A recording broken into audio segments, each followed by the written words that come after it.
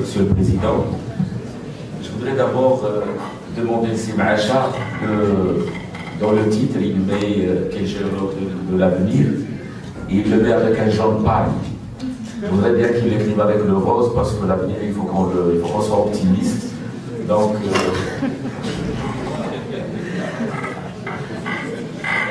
moi, je ne vais peut-être pas aborder la question de la géologie de manière technique. Je vais l'aborder sur une vision beaucoup plus sociale et beaucoup plus économique de ce que nous avons tous vécu au Maroc depuis quelques années, et essayer de répondre à la question comment le géologue de demain peut-il s'impliquer davantage dans le développement du pays.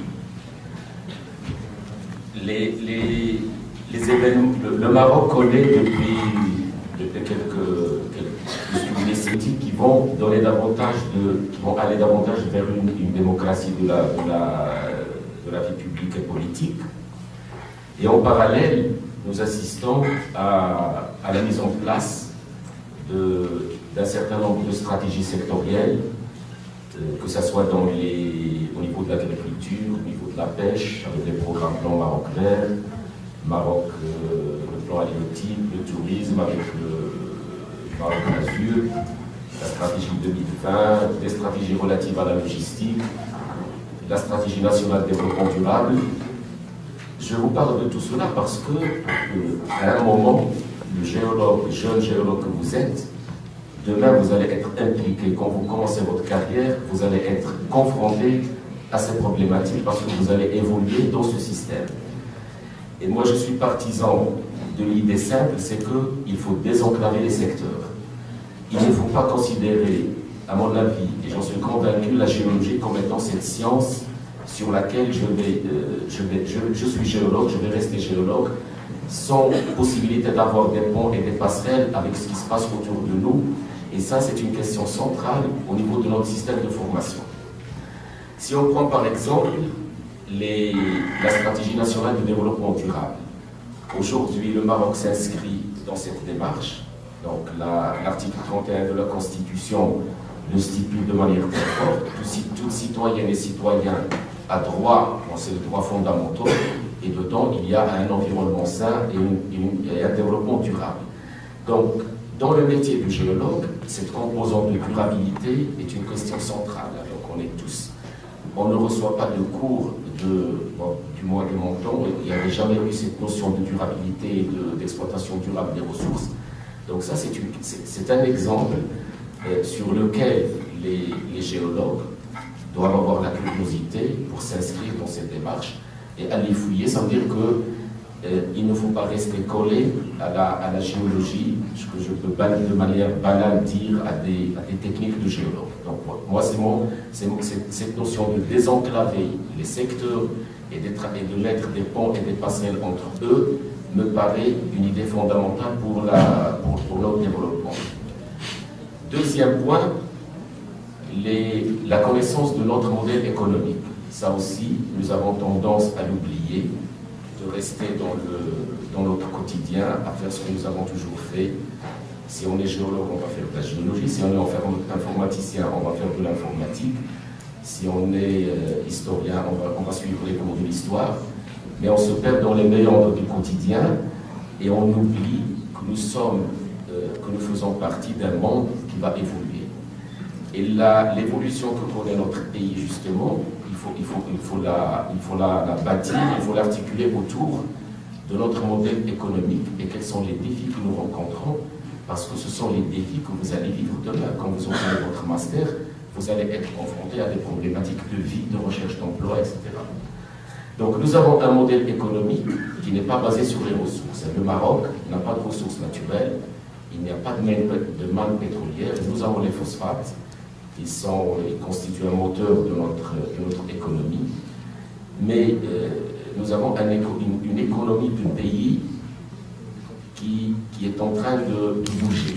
Parce que l'agriculture, en termes de PIB national, reste autour de 16%. L'industrie autour de 40 ou 50, et puis 40-50 pour les secteurs tertiaires. Donc tant que ce secteur primaire de notre économie est dominant, reste prépondérant, notamment avec l'agriculture, c'est une question centrale pour notre avenir. Donc, les pays développés ont tendance à réduire leur économie primaire pour aller davantage dans les services et dans les secteurs de l'industrie. Et la clé de cette transformation, de cette inflexion, c'est l'innovation, c'est la recherche. Donc c'est une question à laquelle nous devons tous être sensibilisés et sensibles et réfléchir. Nous avons un PIB par habitant qui tourne autour de 3 300 $ par rapport à des pays, je pense qu'il est correct. Un pays sans ressources naturelles, avec une industrie, si on peut lui reprocher quelque chose, c'est qu'elle n'est pas créatrice d'emplois. L'industrie marocaine, malheureusement, ne crée pas suffisamment d'emplois, d'où le défi majeur que nous sommes en train d'affronter, que nous sommes en train de vivre, c'est le taux de chômage. Le taux de chômage reste élevé, il est autour de 9,1%, et c'est un taux qui est davantage exacerbé chez les diplômés. Ça veut dire au Maroc, on aura du mal à trouver de l'emploi quand on est diplômé. Donc ça, c'est une question à laquelle, avec votre master, vous allez postuler pour trouver du travail. Donc il faut qu'on soit sensibilisé qu'il faut essayer de mettre toutes les chances de son côté, parce que les offres sont ce qu'elles sont, la demande est ce qu'elle est, et donc il y a une concurrence farouche pour trouver un travail. Et nous, par exemple, Anonyme, quand on lance un appel pour recruter un géologue, on prend par exemple deux postes de géologue mine et 2 postes de géologue pétrole, ben on passe autour de 500-600 demandes entre les masters et les doctorats. Donc ça, il faut qu'on soit tous conscients de cette problématique, parce que quand on va définir les défis, on peut réorienter la formation, on peut réorienter la recherche et l'innovation pour trouver des clés à ces problématiques. Le Maroc a fait des efforts. La réduction de la pauvreté aujourd'hui, elle tourne autour de 15%. C'est un bon chiffre par rapport à des pays analogues. Mais nous avons des difficultés pour faire améliorer l'indice de développement humain. On est à 0,6. Nos voisins sont à 0,7. Donc là aussi, c'est un défi qui nous attend tous. Pourquoi ce n'est pas gratuitement que je vous parle de tout cela, c'est pour vous dire que c'est ce que je ressens de manière très, très profonde, qu'on soit géologue, qu'on soit informaticien, qu'on soit médecin, là où on est, il faut qu'on soit sensible aux vrais défis du pays, parce que c'est comme ça qu'on peut s'impliquer et s'intégrer dans la voie du développement.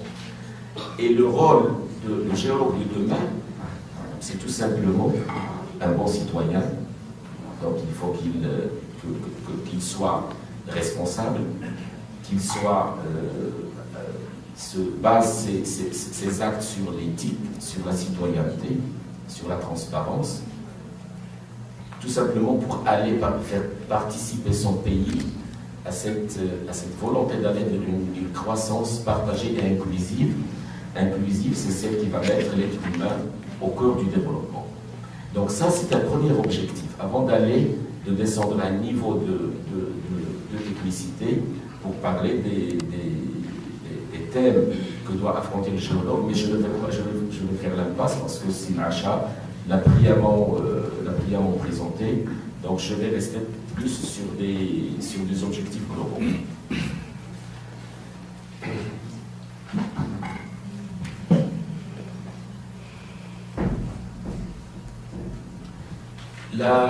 La qualité du géologue de demain, on est tous des produits d'un système de formation. Donc il n'y a pas de mystère. Le système de formation à l'échelle nationale, qu'il soit dans les sciences de la Terre, dans les sciences de la vie ou de la physique, c'est un modèle qui a montré ses limites. Donc vous avez tous pris part à des débats, vous avez tous suivi des discours royaux sur cette thématique. Donc comment faire pour qu'un chercheur, qu'un géologue qui est âgé de 21 ans, de 22 ans, puisse s'améliorer. Si on ne travaille pas sur soi-même, et ça c'est vraiment une expérience vécue, si on ne fait pas l'effort sur soi-même, on ne peut pas bouger, on ne peut pas se développer. Il ne faut pas s'attendre à ce que les professeurs que nous sommes, à ce que les laboratoires dans lesquels vous êtes, dans lesquels il y a beaucoup de volonté, beaucoup de bonne volonté, beaucoup d'énergie positive, vous façonnent pour que vous soyez demain ce citoyen marocain qui va être un acteur dans le développement économique du pays et social de notre pays. Si on prend le cas de la recherche de l'emploi et les secteurs qu'on peut cibler, les fondamentaux ont été présentés par Simacha. Donc ça va être la géologie minière, il y a des besoins, la communauté des mines et des hydrocarbures vieillit, donc il y a des besoins. Il y a des possibilités au niveau des infrastructures géologiques, en termes de cartographie, en termes de... Mais il y a des nouveaux métiers, et ces nouveaux métiers, on ne peut les avoir que lorsque on développe un sens de l'entrepreneuriat. Et ce sens de l'entrepreneuriat, malheureusement, ce n'est pas également quelque chose qui est évident au niveau de notre système éducatif. Il faut qu'on apprenne à nos élèves et à nos chercheurs d'avoir ce sens de curiosité, ce sens de... Il faut courir le risque, il faut développer le sens de l'entrepreneuriat pour aller de manière agressive sur de nouveaux chantiers. Et je considère par exemple que les métiers d'environnement sont aujourd'hui une possibilité pour les géologues.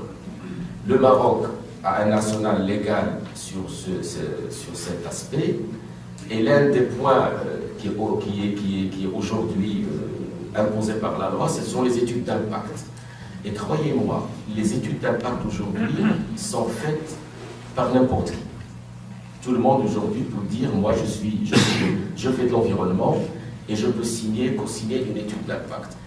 Et nous avons des cas, et je crois que le profil le mieux adapté pour cette histoire, c'est le profil de géologue. Donc il faut être agressif sur cet aspect-là. Il faut faire du lobbying, et le lobbying, malheureusement, on ne peut le faire que si on est en masse. Donc il y a un effort à faire par les universités et les chercheurs universitaires, mais également par la société civile. La société civile à laquelle aujourd'hui l'État marocain donne la possibilité de s'exprimer dans le cadre de la loi, dans le cadre de la Constitution.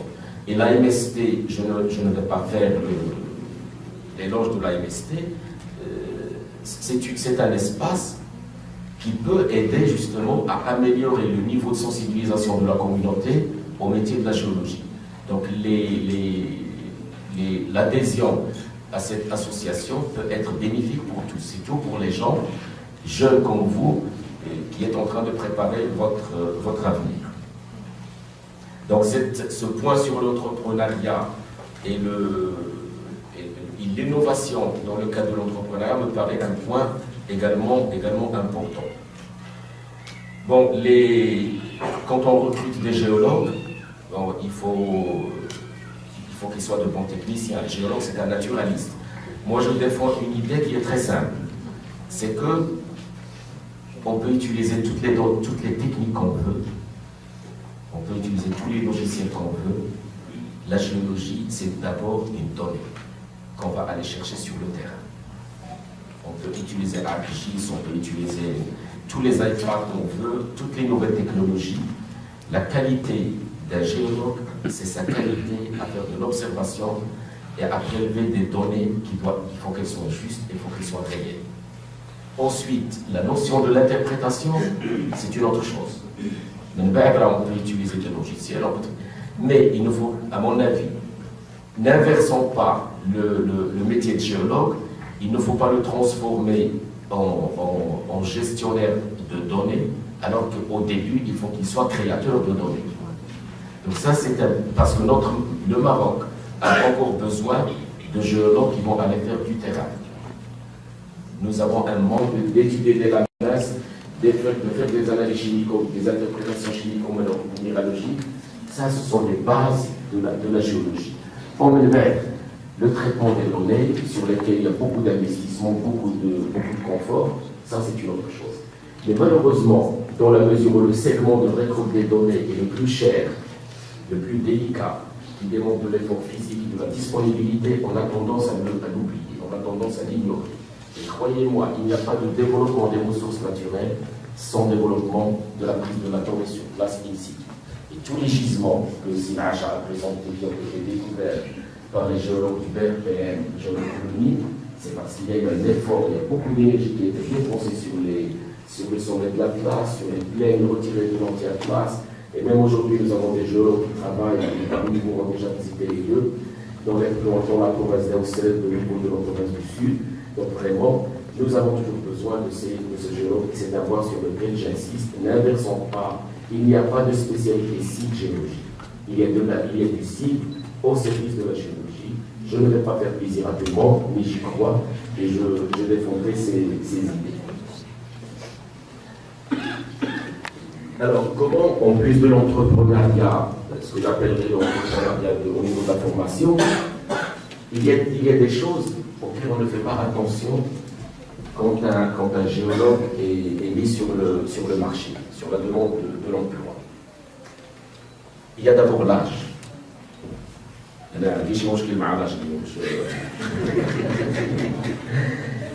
y a l'âge, il y a la langue. Il faut que vous soyez conscients, les jeunes, les masters et les doctorants, la problématique de la langue est une problématique cardinale.